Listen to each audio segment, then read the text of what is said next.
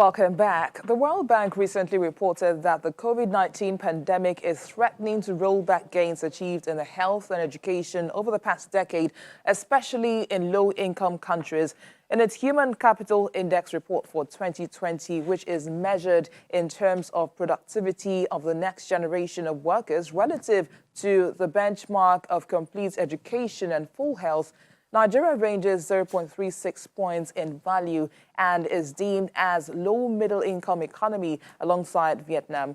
Nigeria is also one of the 4 countries where under-5 mortality rates have changed by more than 10 deaths per 1,000 live births. Now, the largest revisions is reported for Nigeria, which moves from 100 to 122 deaths per 1,000 live births after Guinea.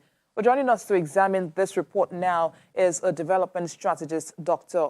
Emeka Okengu, who joins us from our studio in Abuja. Good morning, Dr. Okengu. Thanks for joining us on the program. Well, how do you think...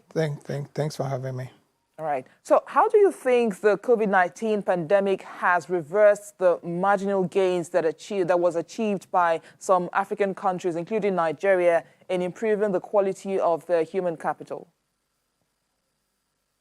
Well, it's very clear. You've read it all out. It's there for all to see. But let's call it the initial shock. Let's not talk about how he has reversed it. Let's talk about how we can now, beat it. How we can be able to also push back. That's what's more important.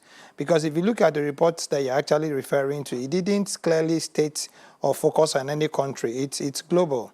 What the pandemic has done is it has rolled back, practically everything to maybe what you might be able to call 2.0. So the losses are there, the expectations were there, we didn't expect any less, okay? But what is important is, trying to interrogate how we can be able to push back. And I think we'll have a lot of opportunities and chances of pushing back, both on the health and education that you're talking about, if we can get innovative, innovative indigenously, if you may, in trying to do this pushing back. Of course, there's no way you can talk about, the COVID-19 not impacting on the health and education sectors. People haven't been in schools, hospitals, our healthcare system, hitherto, even before the scourge, was challenged. And then with the scourge, you find out that it was much more exposed.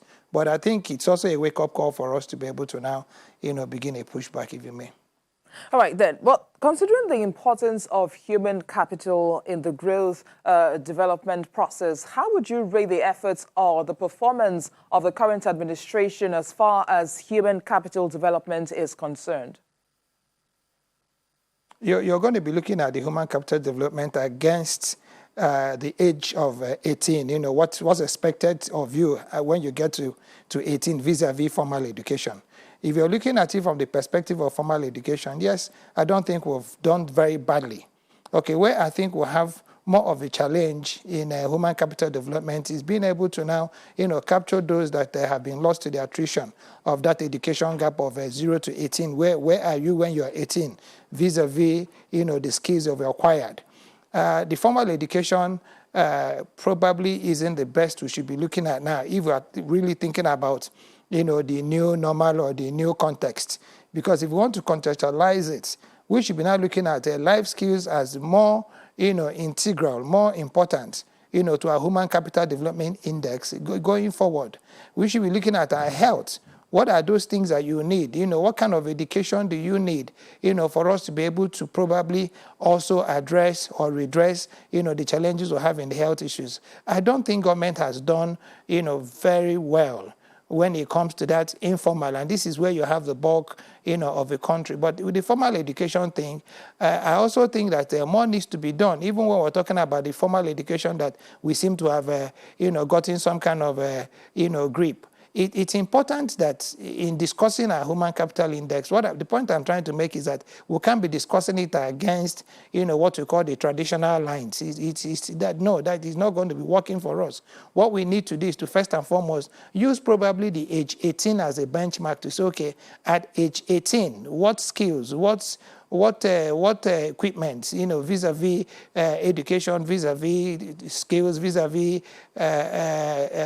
equipment that you need to be able to survive, in the post-COVID context. because people keep talking about COVID, and I keep saying COVID is here to stay. Let's just know that there will never be that old order again. And then in using the old order to measure, I don't think we might be getting it, very, very correctly. That's the point I'm trying to push across. Now, I'd like to focus on a part of that report which talks about the impact of human capital increases with rising conflict severity. Of course, children living in areas of Nigeria that were heavily affected by Boko Haram insurgency had higher probability of wasting than the children who were in less affected areas. Now, taking this to mind, what steps do you think the federal government or the subnational in the northern region can actually take to safeguard the material wellness of these children? True. You seem to be focusing on the formal education, which like I said to you, I appreciate. I mean, is in the Northeast zone, they have lost over 18 to 20 years of formal education. There's no doubt about it. But when we're talking about skills, when we're talking about, life skills, the kind of education that now, makes you technically competent, it does not necessarily have to come from your formal education. So what I'm trying to say is that what's important for us in redefining our human capital development, we should not be using the basis of a formal education, that gives you the 3. By the time you get to 18, then you would have maybe gotten into the university or gotten into a higher school. Now, we have a situation where we've lost a lot of, our young people to this attrition of the Boko Haram insurgencies and social disorders and name this and name that. And then it's been worsened, by the COVID-19. But what I'm trying to say is that it's also a wake-up call for us to be able to now redefine, our own locally, our own local measurements, for us to be able to now determine what our human capital development index should be, using the H18, as our index, or as our means of measurement. So in the Northeast that you're talking about, we've lost a lot of these young men, to the attrition of formal education that hasn't functioned, at its best. I mean, it's been very minimal. But can we also now develop, strategies to also now equip them with the necessary skills going forward? That should be the challenge, and I think is the way government must look if we're going to be making any progress or success in that direction. Now, let's look at the other aspect of the report, which is talking about the fact that Nigeria has one of the highest under-5 mortality rates in sub-Saharan Africa. Of course, the under-5 mortality rate for Nigeria was revised from 100 deaths per 1,000 live births to 122 deaths. What do you think are the root causes behind Nigeria's alarming under-5 mortality rates? Our neglect of our primary health institutions. That's what it is. It's quite soul rendering that, I mean, you go to our local areas and you'll be amazed or shocked. You'll be traumatized at what you see, even at the attempt that we're not talking about hospitals now. We're not even talking about health facilities. We're talking about primary health centers. You'll be shocked that, when they are there, they are far and in between. And when you see them, they're rat shitholes. I'm sorry to use, that kind of word on a national television, but that's what describes it. It's so rendering.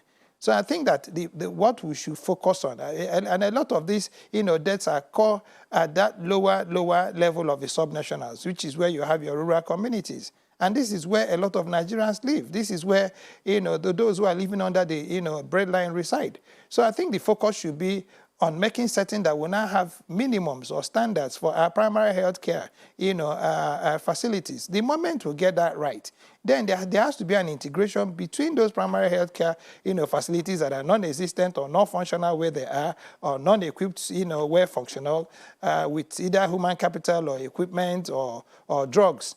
Now, there should be some kind of synergy between them and then your general hospitals are leading up to, your specialist hospitals. If we don't build that synergy, we're going to be having a health scourge that I think the 5% you talked about is actually underreported. It is much, much, much more worse than that.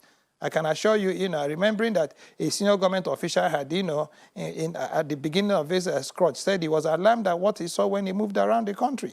It's worse than that, really. And, with the dearth of funds, very few going into probably building, not even equipping or, sustaining the ones that are existing. I don't see how we are going to not be getting deeper into this, trauma if we're not addressing that issue is worse than even what is happening in the education sector, if you ask me.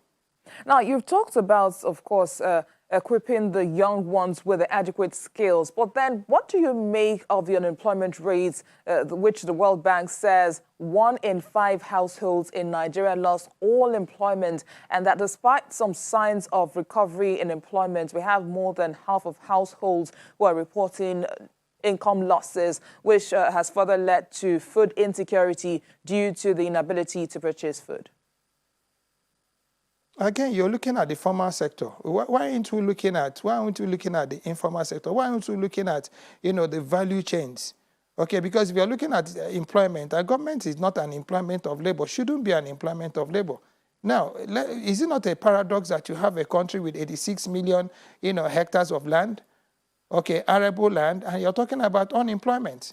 Is it not a paradox that you have over 300 dams or so in Nigeria, and we're importing over 2 million metric tons, of the shortfall of fisheries and aquatic needs that we have? Is it not a paradox that you have all this arable land and we're importing corn and maize, for us to be able to support our nutrition needs for both human and animals? So it's all about our readdressing and reordering our priorities. And the priority should be first, for me, food security. And everybody can go back to the land in one way or the other. That's what China did. China didn't start by becoming a technological giant, if you may. They started by now aggregating their rural people to start producing, what they were going to be eating. And that's exactly what we can do in Nigeria. So if you're talking about unemployment, are you talking about formal employment, or are you talking about, being engaged? These are two different things. And being engaged is all about you earning revenue, you becoming credit-worthy. And you don't have to work in a government office wearing tie and suit to be employed. That's the point I'm trying to make. So it's actually not right. It's actually not a discussion we should be having. Government, and this has given us a very clear opportunity for us to be able to, rewrite how we do things. We have land, arable land. We have infrastructure, a lot of them. Like I just mentioned, the dams. Okay, that we can actually start applying to begin to now develop some intermodal relationship between our agriculture and our transportation and our mining industry. For crying out aloud, don't forget that Nigeria at one time, was the biggest, producer of columbites globally and the 8th biggest of tin ore, in the world. We have all these mining potentials. I don't want to say resources because you need to do, a lot of findings to be able to find them. So if we can be able to readdress, look at 3 critical areas. And critical area number 1 is how do we convert present human resources into human capital? And do we need just formal education to do that? No.